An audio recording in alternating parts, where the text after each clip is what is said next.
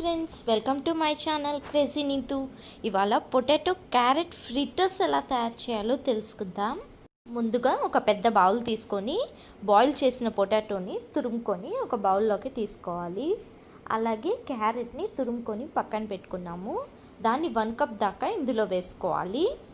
Equal క్వాంటిటీలో potato ఇంకా carrot తీసుకుంటున్నాం మనం ఇక్కడ. అలాగే చాప్ చేసి పెట్టుకున్న కొత్తిమీరని వేసుకున్నాం.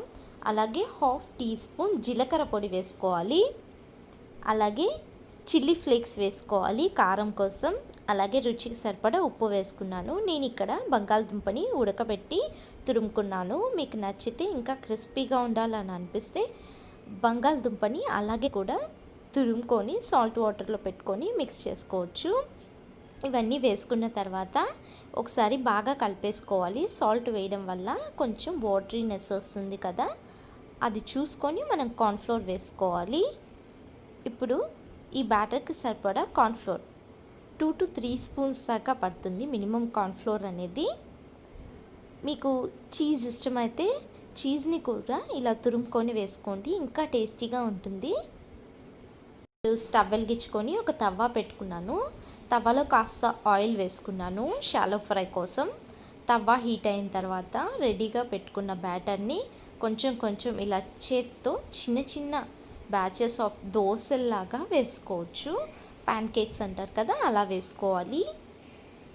ఇలా వేసుకొని దీన్ని మంచిగా ఫ్రై చేసుకోవాలి. మీడియం టు స్లో ఫ్లేమ్లో ఫ్రై చేసుకుంటేనే వెజిటబుల్స్ అనేవి బాగా ఫ్రై అయ్యి ఇంకా కుక్ అవుతాయి.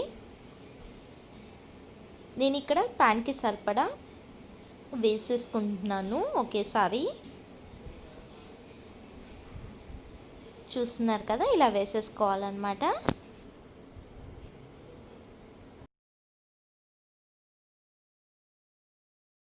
ఒకవైపు పూర్తిగా ఫ్రై అయిపోయిన తర్వాత రెండో వైపుకి తిప్పుకోవాలి. మనం బాయిల్ చేసిన పొటాటోని యూజ్ చేసాం కాబట్టి కాస్త కేర్ఫుల్గా టర్న్ చేసుకోవాలి. పచ్చిదైతే మనకి నార్మల్గా టర్న్ చేసుకోవచ్చు.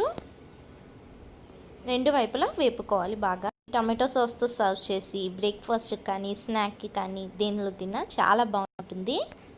Thanks for watching my channel. Please like, share and subscribe crazy Neetu.